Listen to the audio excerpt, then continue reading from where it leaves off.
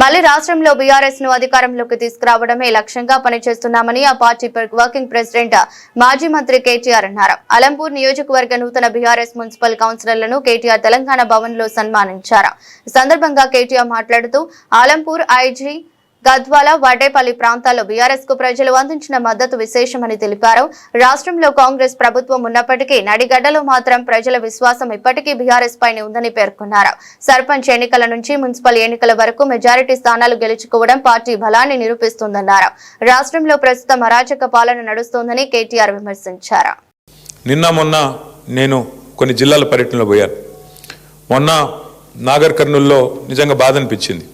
ఒక 2 నెలల పాపని అమ్మాయిని మరి అక్కడ ఉండే కాంగ్రెస్ నాయకులు వారి అహంకారంతో ఒక చిన్న పాప 2 నెలల పాప వాళ్ళ తల్లిదండ్రులు వాళ్ళ నాయనమ్మ గుడిలోకి పోతామంటే గుడిలోకి పోనీయకుండా ఆపి గొడవ పెట్టుకొని చివరికి ఆ గొడవలో ఒక 2 నెలల పాప ప్రాణం తీసినారు. ఈ రోజు వరకు పోలీసులు వాళ్ళ మీద కేసు పెట్టింది లేదు, కనీసం వాళ్ళని పట్టుకొని లోపల పెట్టింది లేదు. అట్లా నడుస్తూ ఉంది ఇవాళ ఈరోజు ఈ రాష్ట్రంలో అరాచక పాలన. కేసీఆర్ గారు ఉన్నప్పుడేమో ఆనాడు మన స్లోగన్ అభివృద్ధి సంక్షేమం 2 జోడెద్దుల మాదిరిగా మనం తీసుకొని పోయేది. కానీ ఈరోజు ఈ రాష్ట్రంలో జోడెద్దులు ఏవయ్యా అంటే అవినీతి, అరాచకం.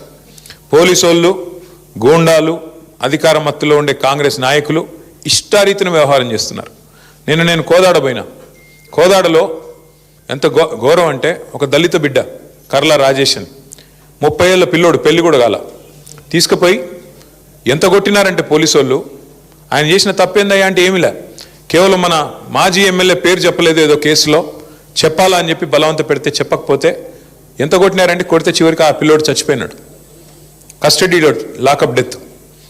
ఆ కుటుంబాన్ని పరామర్శించడానికి పోయాం, ఒక దళిత కుటుంబాన్ని. మొన్న నాగర్ కర్నూల్లో ఈ ఉదంతం. నిన్న ఖమ్మంలో వెలుగుమట్ల అనే ప్రాంతం ఉంది, మొత్తం కూలగొట్టినారు. 900 కుటుంబాలను రోడ్డును పడేసినారు. ఇవాళ ప్రాంతానికి పోతే ఆ శిథిలాలు చూస్తుంటే అక్కడెక్కడో గాజా అని ఉంటుంది. ఆ గాజాలో ఎట్లయితే మొత్తం ఇల్లు శిథిలాలు చేసినారో బాంబులేసి, ఆ పరిస్థితి ఈరోజు కనబడతా ఉన్నది. మన కేసీఆర్ గారేమో డబుల్ బెడ్రూమ్ ఇల్లు కట్టాలా, పల్లె ప్రకృతి వనాలు కట్టాలా, అట్లాగే బ్రహ్మాండమైన మంచి కార్యక్రమాలు చేయాలా, వైకుంఠ ధామాలు కట్టాలా, డంప్ యార్డులు కట్టాలా, వాటర్ ట్యాంకులు కట్టాలా, ఇంటి ముందు నల్లా పెట్టాలా. ఈ లైన్లో కేసీఆర్ గారు ఆలోచిస్తే వీళ్ళేమో ఉన్న ఎట్లా కొట్టాలా, ఉన్న వాటిని ఎట్లా తగలబెట్టాలా, ఉన్న వాటిని ఎట్లా కూలగొట్టాలా, ఆ పరిస్థితి ఈరోజు ఈ రాష్ట్రంలో కనబడతా ఉన్నది. నిజంగా బాధ అనిపిస్తూ ఉంది. చివరికి చెక్ డ్యాములు పేల్చేస్తున్నారు. అది చెక్ డ్యాములు పేల్చేంత దుర్మార్గమైన పద్ధతి బహుశా భారతదేశంలో ఎక్కడ ఉండదు. ఇసుక కోసం, దేనికోసం అంటే చెక్ డ్యాములు ఉంటే నీళ్ళు ఆగుతున్నాయి, నీళ్ళు ఆగితే ఇసుక తోడుకొని కష్టమవుతుంది. కాబట్టి చెక్ డ్యాములు పేల్చేస్తే ఇసుక బ్రహ్మాండంగా దోచుకోవచ్చు అని చెప్పి చెక్ డ్యాములు పేల్చేస్తూ ఉన్నారు.